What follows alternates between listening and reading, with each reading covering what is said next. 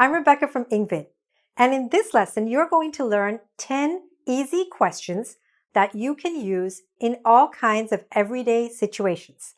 Now, they are really easy, so they will not only help you to understand what people are saying, but you can also start to use them yourself. Why? Because all these questions have only 3 words, all right? And I think, and I know, and I believe that you can learn them, okay? So let's look at what they are. Let's go. Number 1, what's the matter? Okay? If someone says, what's the matter? It means, what's the problem? What's wrong? Okay? Now, don't look on this side. This is not the answer. This is not the explanation. This we're going to use later when we do our quiz. So just listen to me to understand what the questions mean, first of all. Okay? So, what's the matter means, what's the problem? What's wrong? Number 2, do you mind? Now, when do we say, do you mind? What does that mean, do you mind? Do you mind means, do you have any objection? Do you have any, do you not agree with me for some reason? Do you not accept what I'm about to do? Do you mind means, do you have any problem with what I'm going to do or say or something like that? Okay? Do you mind? Number 3, have you heard? Now, some of these are full grammatical questions, okay? For example, what's the matter is complete and grammatically correct. Some of them that you'll see down here are actually just shortened versions of a fuller question, but because they're used so often, people do shorten them, okay? So keep that in mind also. So, have you heard? If somebody just says, have you heard? Why would they say that? Have you heard what? So in what situation do we use this? Usually people will say, have you heard? When there's some sort of big news. Now, it could be big news in terms of world news. It could be big news in terms of in your office. It could be big news in terms of your family.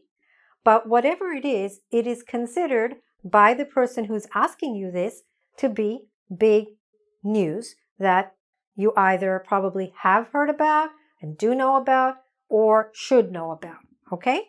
So then the person asks you, have you heard? And if you say, no, why, what are you talking about? Then they tell you. And if you do know, then you say, yes, I know, I heard, if it's bad news, or yes, I heard, she won the lottery, wow, okay? So it could be good news or bad news. Next, of course, the way they'll ask the question will vary. If they say, have you heard? That's good news. And say, have you heard? That's not so good news. Okay, the next one, care for another.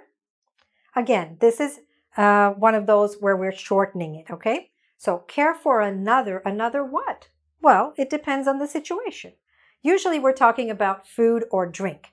So somebody might be saying, care for another drink.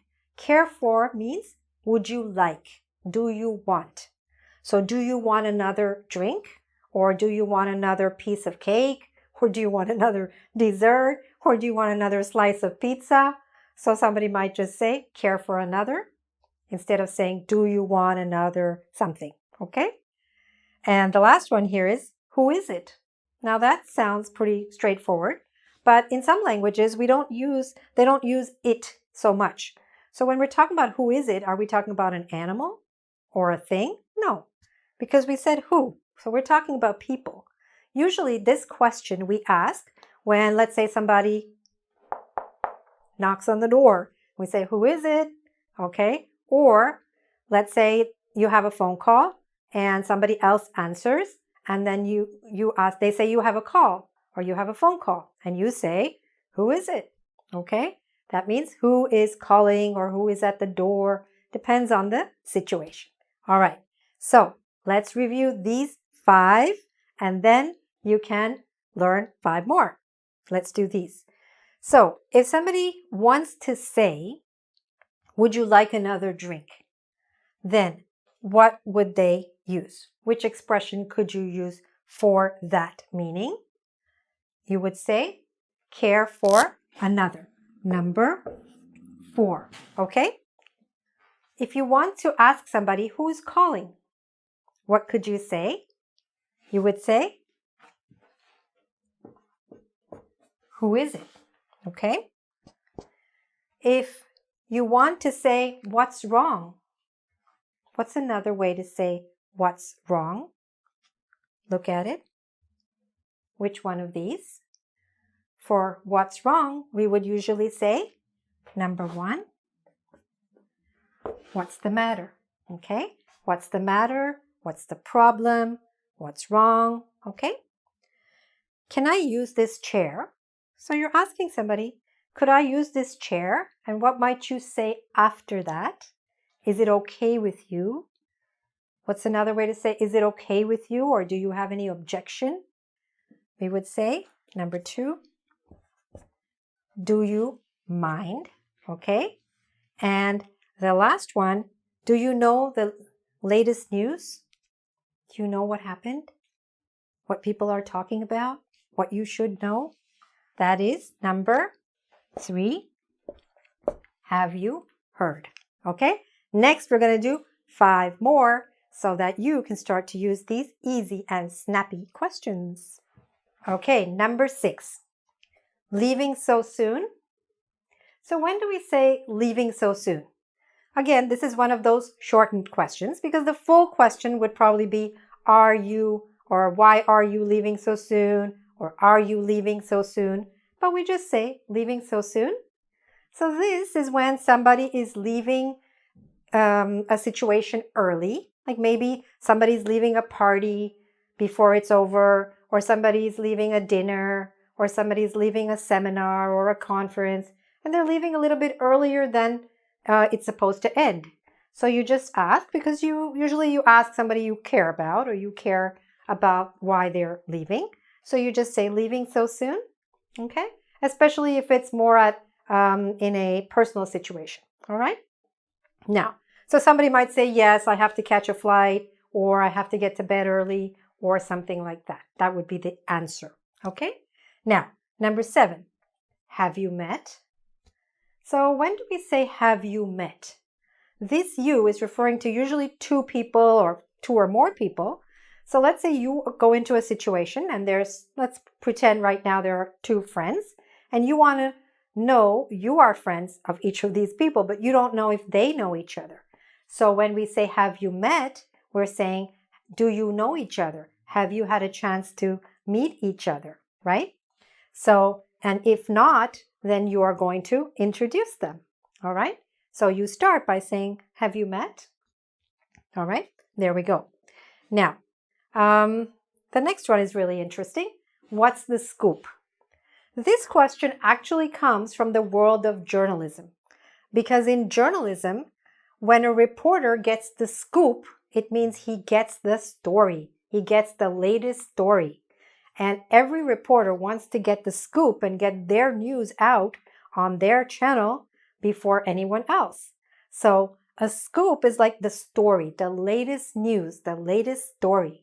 So when you ask somebody, what's the scoop? It means like, what happened? What's the latest? What's happening or what happened? Okay, what's the scoop?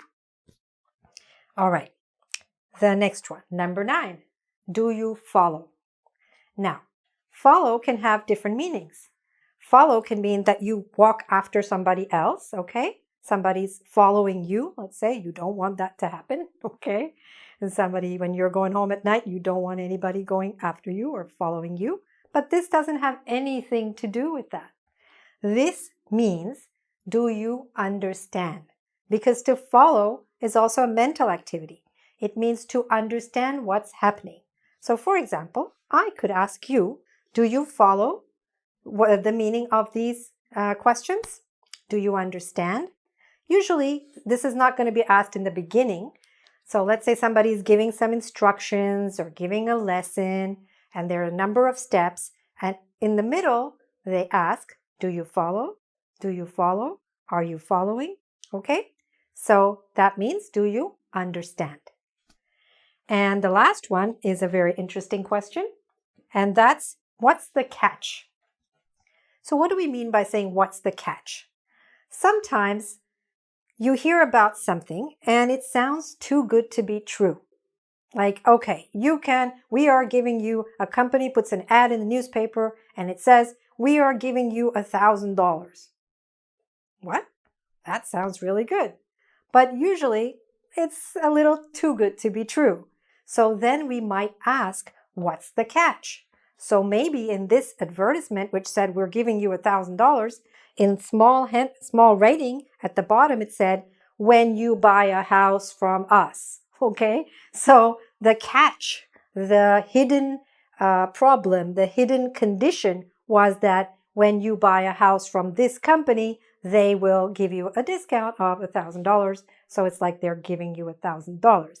But what's the catch means? When there's some sort of a situation that sounds like it's ideal and really lovely and beautiful, but there is some hidden disadvantage in that situation. And so you're asking, what's the catch? Okay? Or somebody tells you, your friend tells you, hey, I got this job and they're going to send me here and they're going to do this and they're going to do that and they're paying me so much money. And it sounds like almost too good. So you say, what's the catch? It's like, oh, well, I have to do this stuff, which is not legal. It's like, oh, okay. Well, then you better not. Okay. So there are all kinds of situations in which we can use this. Okay. Now, let's try to match them up. So which question can you use when you want to say, do you know each other? Okay. You have two friends. Do you know each other? What do we say? Did you find it? We ask, have you met? Okay, good.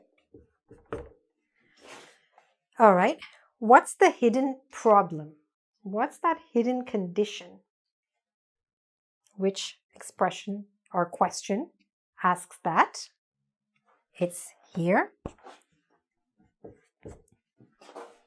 Number 10, right? What's the catch? What's the hidden problem? What's the hidden disadvantage?